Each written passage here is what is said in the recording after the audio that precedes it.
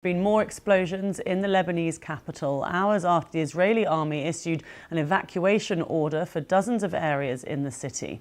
In these pictures from the last couple of hours, you can see plumes of smoke rising over southern Beirut. Another Israeli strike hit a Palestinian refugee camp in the northern port of Tripoli. Hamas has reportedly said that Saeed Atallah, a leader of the group's armed wing, was killed along with 3 members of his family. And this is the scene live now in Beirut as airstrikes continue. Lebanese authorities say 4 hospitals are now out of action, and the United Nations has warned that all 900 shelters for displaced people are now full. Will Vernon reports. Lebanon's capital pummeled by explosions yet again. This was the scene overnight. 1 week on since the leader of Hezbollah was killed, this conflict is escalating. And the suffering of the Lebanese people is intensifying. The United Nations says that most of the 900 shelters that have appeared across the country are now full. Hundreds of men, women and children are forced to sleep in the open. The toll on civilians from this campaign is totally unacceptable. All parties must do whatever they can at all times to protect civilians and civilian infrastructure and ensure that civilians are never put in harm's way. And tension is mounting over how Israel will respond to this. Last week, Iran fired around 200 ballistic missiles at its enemy. Most were shot down. But America is concerned that Israel's retaliation could open up a dangerous new front in this war. President Biden last night suggested strikes against Iranian oil facilities were not the solution. The Israelis have not concluded what they're going to do in terms of a strike. That's under discussion. I think if I were in their shoes, I'd be thinking about other alternatives than striking oil fields. On Israel's northern border with Lebanon, the sounds of war are never far. For those that remain, the fear is constant. It's more than afraid. Afraid is something for just a few minutes. We have 1 year of afraid. Fear for a long time, and they don't know when, how it will finish. And more UK nationals have been evacuated on special flights organised by the British government. Another plane is scheduled to leave Beirut tomorrow. Israel says its offensive in Lebanon will continue until Hezbollah no longer poses a threat. For the civilians caught in the middle, the agony of war drags on. Will Vernon, BBC News. Well, as we've been hearing, there have been multiple strikes overnight and into this morning. Let's have a look at a map showing where the strikes are across the region up until Friday night. Attacks by Israel are shown in red on this map, and those by Hezbollah, rockets fired into northern Israel, are in purple. Israel has ordered residents in these southern Lebanese communities, it's around 30 villages here marked in orange, to leave their homes for their own safety. The BBC's Lina Sinjab is in Beirut with the latest on those strikes. Becoming a pattern of overnight airstrikes, especially against Dahieh neighborhood in the south of Beirut. That is a Hezbollah stronghold, and that's exactly what happened overnight. We haven't heard, a clarification on who has been the target in these attacks overnight, but also we've heard reports of attacks in Tripoli, in northern of Lebanon, the city of Tripoli, where one neighborhood in a building block it was attacked. A specific apartment was attacked, and it's said to be one of the leaders of Hamas's military wing that has been assassinated. In the south, more and more strikes happened in southern cities, but also there are warnings of evacuation for hospitals. We hear reports that at least 9 paramedics in the south have been injured because of attacks. So it seems that Israel is expanding more and more its operations, not to be specified in certain locations and certain areas. Now, new cities are entering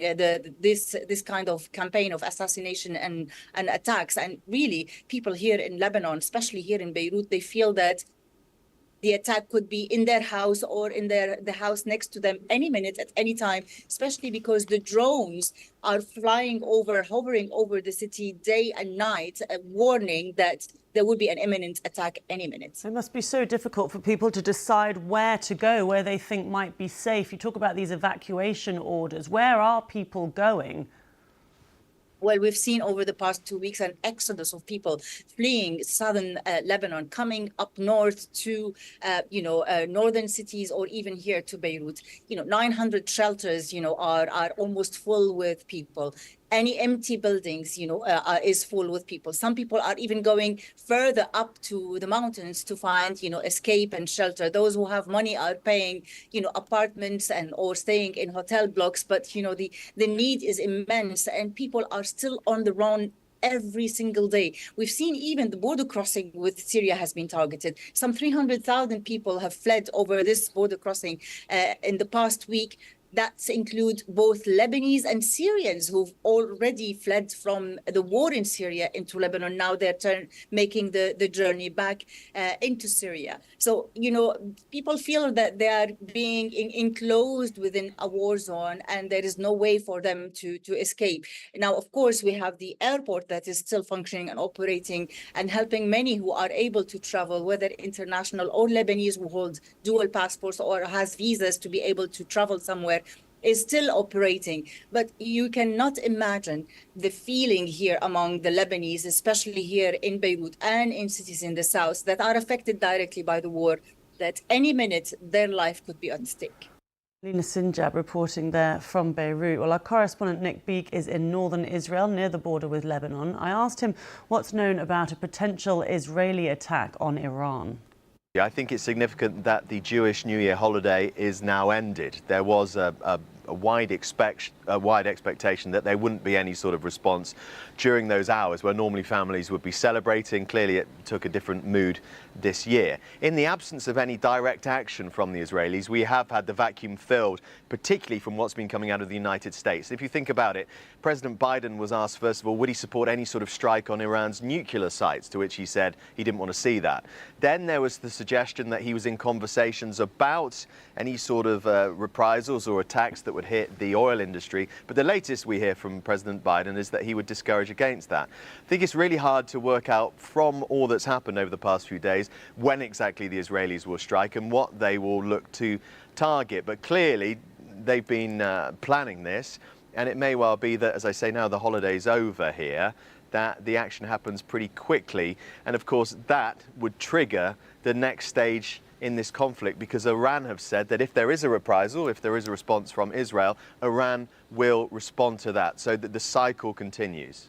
And what is the reaction generally among people in Israel to what's going on in Lebanon? Because we keep hearing about how this is increasing support for Netanyahu. Can you just explain a little bit about how this is going down in Israel? Well, I think undoubtedly, or I say undoubtedly, certainly according to the opinion polls, and lots of them, Benjamin Netanyahu got a real boost in his popularity ratings with this intensified attack on Hezbollah, whether it was the walkie-talkie attack or the pagers exploding, and then the assassination of the former leader of Hezbollah. A lot of people in Israel supported that. I think what is pivotal now is how this ground operation goes. Talking to families here, as we have over the past week or so, there is an expectation that with this new expanded operation, there clearly will be casualties among the military. Now, worth reminding ourselves that in Israel, the public has such a strong bond with the military because of military service people undertake, and then the reservist duties they assume later on in life. They can be called up to help on the front line or elsewhere.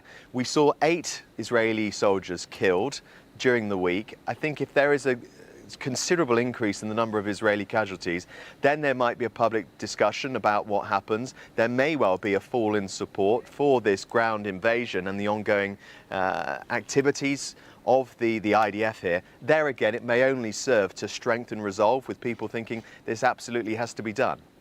Nick Beek reporting there from northern Israel near to the Lebanese border. Well, Mark Juergensmeyer is a professor in global studies at the University of California, Santa Barbara.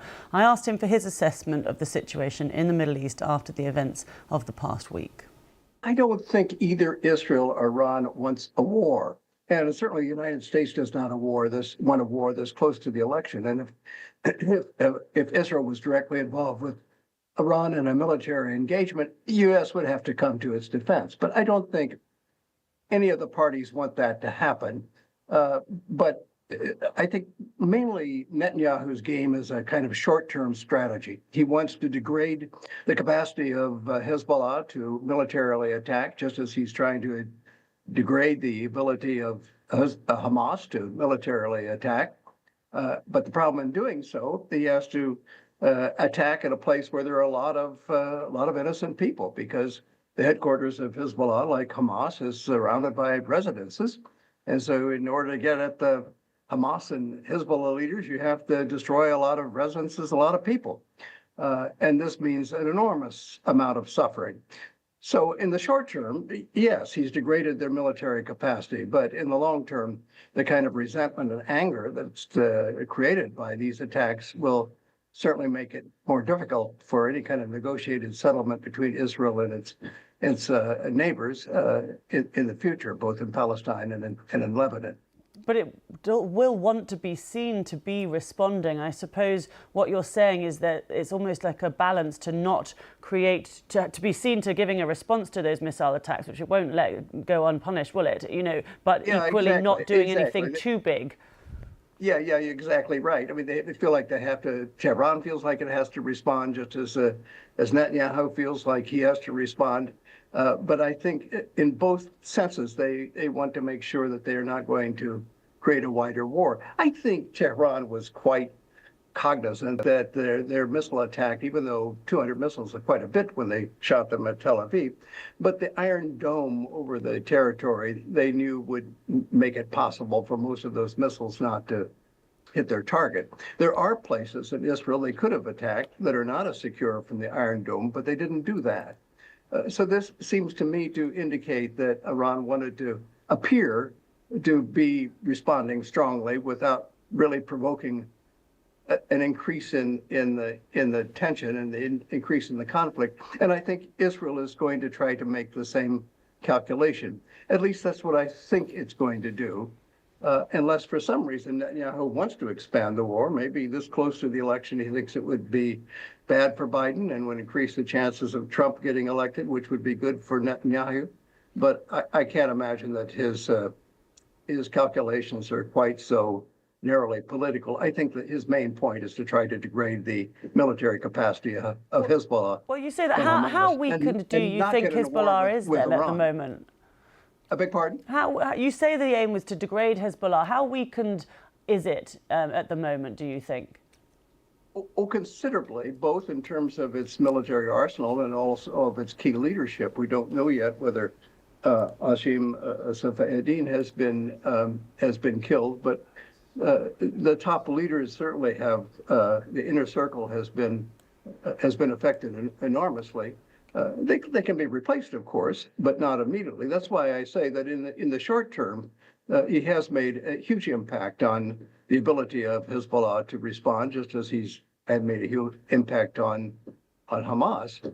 The problem is the future, because some decades ago, that's exactly what they tried to Israel tried to do in destroying Hezbollah, and that's when Nasrallah came to power by taking out the leader of Hezbollah previously, with the idea that was going to be the end of Hezbollah. That didn't work. The same as with when they tried to when Israel killed Sheikh Yassin, the leader of Hamas, and Dr. Rantisi, his second man, and they thought, oh, that would destroy Hamas. Well, it didn't. It made Hamas even stronger and more entrenched. And my fear is the same thing is going to happen ultimately. Okay. Maybe not immediately, and maybe that's the calculation that Netanyahu is seeking, that if for a couple of months things can be quiet, he can look strong and Israel can appear to be safe. Just in the long run, I think that's not a very healthy strategy. Professor Mark Juergensmeyer speaking to me earlier. He's from the University of California.